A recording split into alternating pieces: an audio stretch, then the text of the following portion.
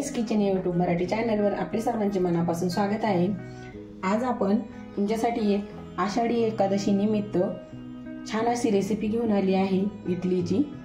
तुम्ही जर साबुदाणा खाऊन खाऊन कंटाळले असाल तर ही रेसिपी तुम्ही नक्की ट्राय करा। इडलीची रेसिपी आहे ही आणि बनवायला ही अतिशय सोपी आहे, जी आपण आज बनवणार आहोत। चला तर रेसिपी बनवायला सुरुवात करू। त्यासाठी मी इथं 1 वाटी भगर घेतली आहे।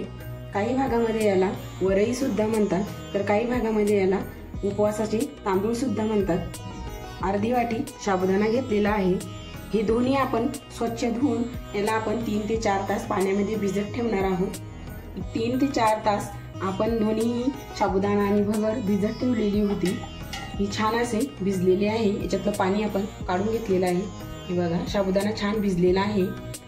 हे आपण आता मिक्सरच्या भांड्यामध्ये ओतून याचे आपण जाडसर, जास्त बारीकही नाही आणि जास्त जाडही नाही, मीडियम कन्सिस्टन्सीचे आपण याची पेस्ट बनवून घेणार आहोत। आपण याच्यामध्ये भगर आणि साबुदाणा पूर्ण मिक्सरच्या भांड्यामध्ये ओतून घेतलेला आहे। यामध्येच आपण 2 हिरव्या मिरच्या टाकून घेणार आहोत आणि याची रवाळ अशी आपल्याला हे दळून घ्यायचं आहे।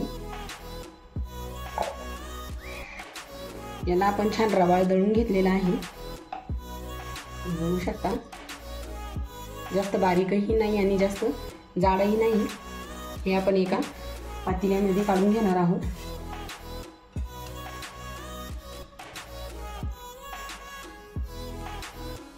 आपण आपलं इडलीचं बॅटर याच्यामध्ये ओतून घेतलेलं आहे।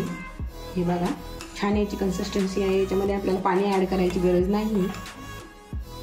यामध्ये आपण आता चवीनुसार मीठ टाकणार आहोत। हे सेंधा मीठ आहे उपवासाचं, ते आपण याच्यामध्ये टाकून घेणार आहोत। छान मिक्स करून घ्यायचं। छान मिक्स झालेलं आहे।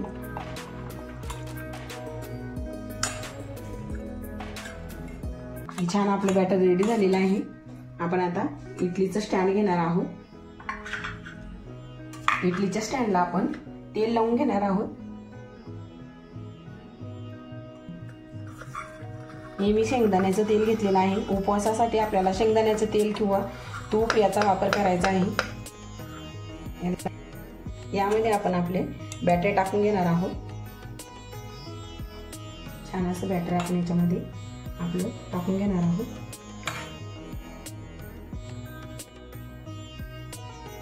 बॅटर आपलं छान घट्ट आहे, जास्त पातळही नाही आहे। इडली स्टँड मध्ये आपलं बॅटर ओतून तयार झालेलं आहे। आपण याची खिडकी बसवून घेणार आहोत। आता आपण गॅसकडे वळू। मी इडलीच्या भांड्यामध्ये पाणी गरम करायला ठेवलेलं होतं। पाणी छान गरम झालेलं आहे। याच्यामध्ये आपण आपलं इडलीचं स्टँड ठेवून घेणार आहोत। गॅसची फ्लेम ही हाय ठेवायची आहे आपल्याला आणि एक 10 ते 12 मिनिटं आपण याचं झाकण लावून याची छान अशी वाफ काढून घेणार आहोत। आपले इडली होत आहे तोवर आपण आपली शेंगदाण्याच्या आमटीची तयारी करत आहोत। शेंगदाण्याच्या आमटीसाठी आपण इथं अर्धी वाटी शेंगदाणे भाजून त्याची साल काढून घेतलेली आहे। 2 हिरव्या मिरच्या घेतलेल्या आहे। ही आपण छान मिक्सरच्या भांड्यामध्ये टाकून घेणार आहोत आणि याला मस्त असं पाणी टाकून बारीक दळून घेणार आहोत।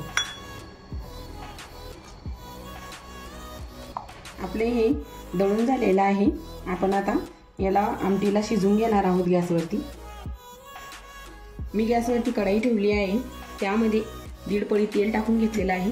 तेल आपलं छान गरम झालेलं आहे। आपण उपवासाची आमटी बनवत आहोत, त्यासाठी आपल्याला त्यामुळे आपण याच्यामध्ये जिरा आणि मोहरीचा वापर करणार नाही आहोत। इथं काश्मीरी लाल मिरची पावडर घेतली आहे 1 चम्मच। याच्यामध्ये आपण हळद सुद्धा टाकून घेणार नाही आहोत, कारण आपण उपवासाला हळद, जिरे, मोहरी खात नाही।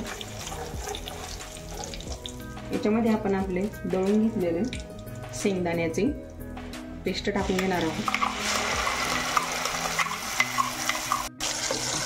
छान आपण याला मस्त असं हलवून घेणार आहोत। गॅसची फ्लेम ही आपल्याला मीडियम ठेवायची आहे। आपण हे शेंगदाण्याचं मिश्रण याच्यामध्ये तेल सुटेपर्यंत शिजवून घेणार आहोत। तुम्हाला जर माझी व्हिडिओ आवडत असेल तर व्हिडिओला लाईक करा, जास्तीत जास्त शेअर करा आणि चॅनलवर नवीन असाल तर प्लीज चॅनलला सबस्क्राईब करा। याला आपण छान असं तेल सुटेपर्यंत हलवून घेणार आहोत.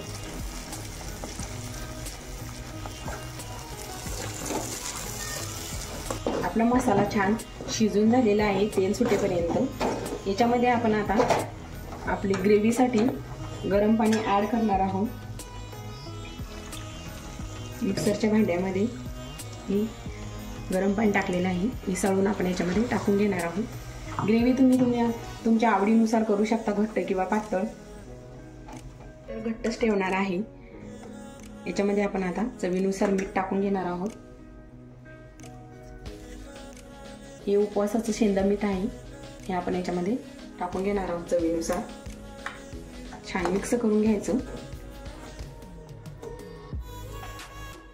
कमी गॅसवर आपण आपली ग्रेव्ही एक 3 ते 4 मिनिटं शिजून घेणार आहोत. छान असं झाकण ठेवून घ्यायचं. एक 3 ते 4 मिनिट झालेली आहे. आपली आमटी छान शिजलेली आहे. 10 ते 12 मिनिटं झालेली आहे. आपण आपल्या इडल्या झालेल्या आहे का चेक करून बघणार आहोत. ही टूथपिक टाकून बघायची आपल्याला. क्लीन आली म्हणजे आपली इडली आपली बनून तयार झालेली आहे. गॅस बंद करून आपण स्टँड थंड होऊ देणार आहोत. आपण आता उपवासासाठी इथं रायता पण बनवणार आहोत दह्याचा. इथं फ्रेश दही घेतलेले मी अर्धी वाटी. यामध्ये आपण ड्रायफ्रूट टाकणार आहोत. थोडंसं सफरचंदाचे काप आहे, डाळिंबाची दाणी आणि काकडी. सफरचंद हे ड्रायफ्रूट तुम्ही जेव्हा तुम्हाला रायता बनवायचा आहे तेव्हाच कट करायचं, नाहीतर ते काळ्या पडतात. यामध्ये आपण टाकून घेणार आहोत.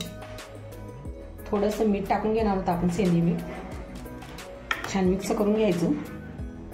दही आपल्याला फ्रेशच घ्यायचं आहे, जास्त आंबट दही घ्यायचं नाही.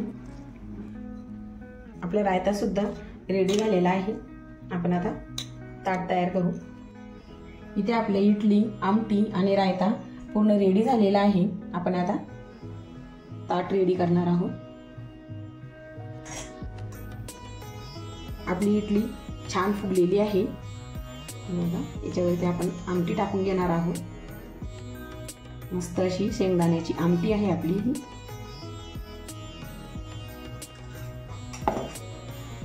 इथं इडली ठेवून घेणार आहोत.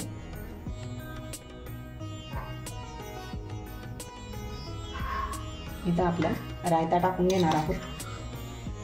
छान असा आपला रायता. चला तर आपलं उपवासाचं ताट रेडी झालं आहे. तुम्हाला ही अतिशय सोपी रेसिपी कशी वाटली ते कमेंट करून सांगा. व्हिडिओ आवडला असेल तर व्हिडिओला लाईक, शेअर आणि असेच नवनवीन व्हिडिओ बघण्यासाठी ताईस किचन या यूट्यूब चॅनलला सबस्क्राईब करा. धन्यवाद.